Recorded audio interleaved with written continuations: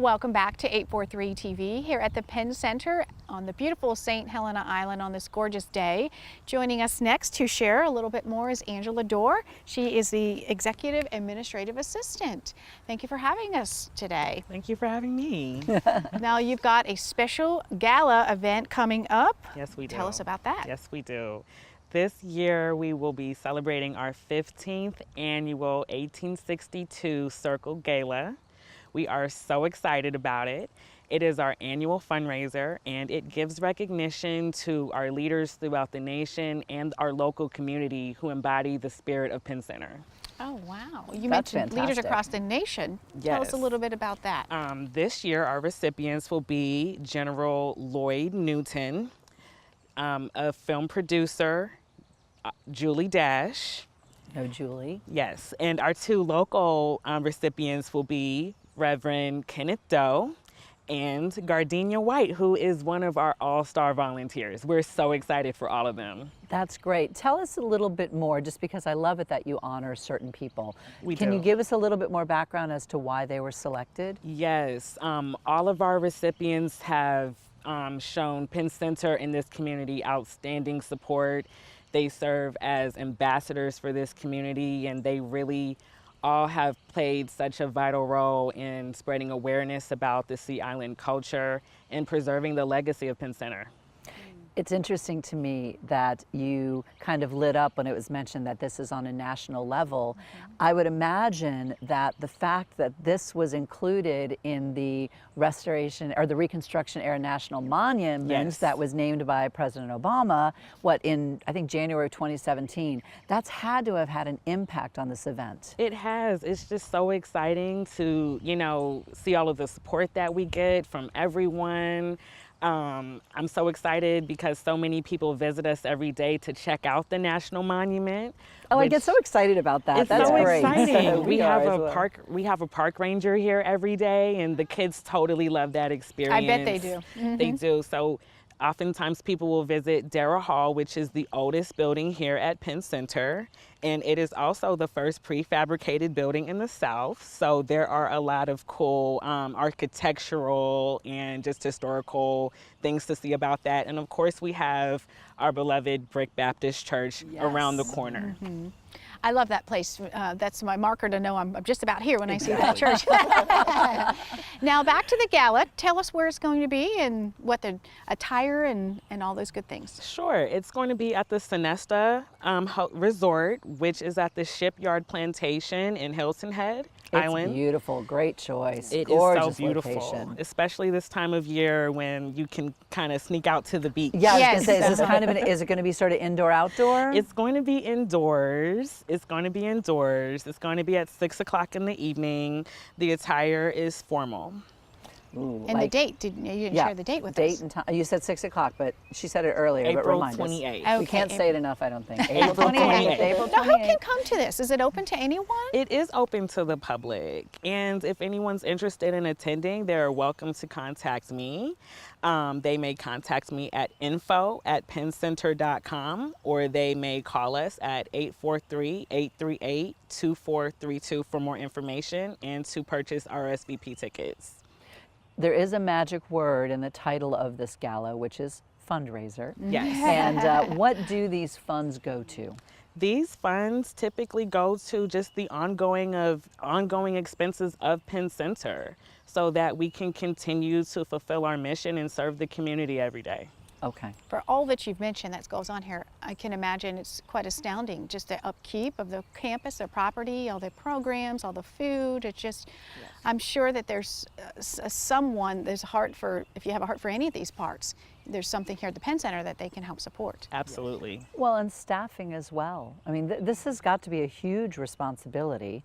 And so looking at last year's, because you said this was the 15th annual, correct? Yes. So looking at last year's event, how important is that fundraiser to help cover your annual operations? Did you feel it was successful, and do you expect a bump this year, maybe partly because of that national monument status? Tell us a little bit about that. I totally expect to see an increase in attendance this year. We get an increase in attendance every year, so that's something we continue to look forward to. That's great. What a great trend. Yes. Yeah. And in terms of the, like I said, for last year, I think people sometimes like to know, does it have that huge impact in helping maintain this facility? It absolutely does. We're sitting on a small portion of our campus, which is 50 acres. So there is a lot of activity here. There's a lot of things that have to be maintained every day. We have a lot of programs and a lot of outreach that we do. So any volunteer opportunities that people take us up on, or donations, are always appreciated.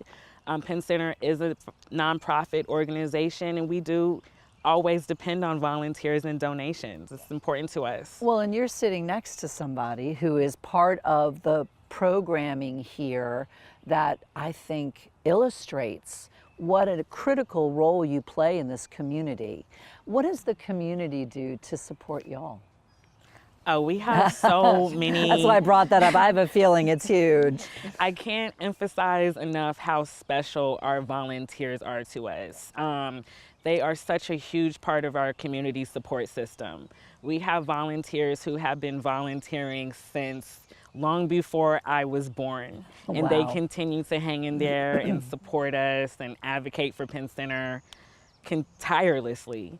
So that's an example of the community support that we get. It's here every day. It's very present. A lot of people love Penn Center, and you can really tell.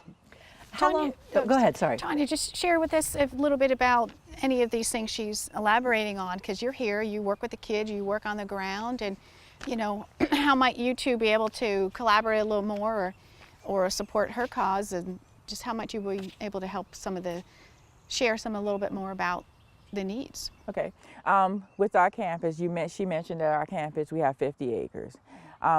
We didn't mention earlier, for the beautification of the campus, if we could have people that does landscaping or anything like that, that's willing to volunteer their time, landscaping was coming to mind as I look around and see all these beautiful trees and all the maintenance. And the property is beautifully well maintained. And it's a lot to maintain. I mean, we have maintenance guys, they work really hard to keep it up, but we could use help in that area as well. We're always asking for help in the other areas, and we tend to forget them a little bit. So groundskeeping is so important. With so many landscaping companies in the Low Country area, that might be a wonderful opportunity for some of those companies to give back to you all. Yes.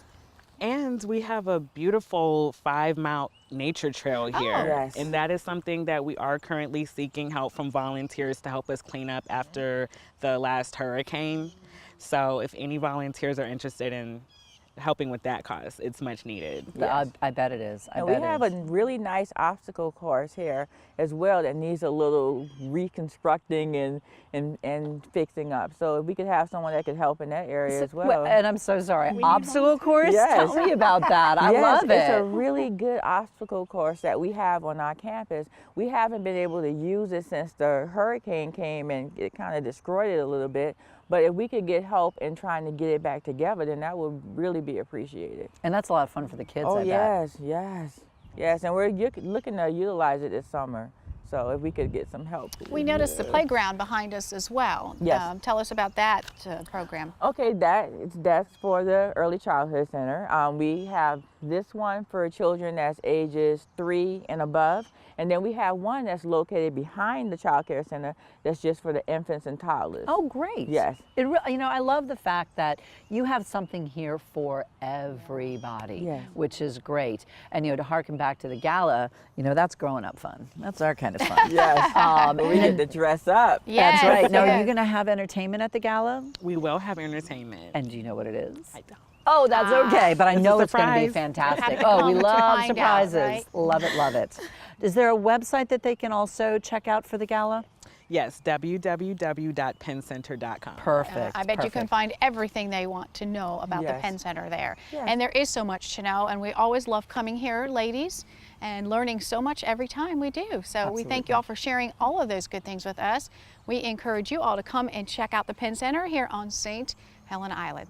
Absolutely. This is where communities come to speak, right here on 843 TV.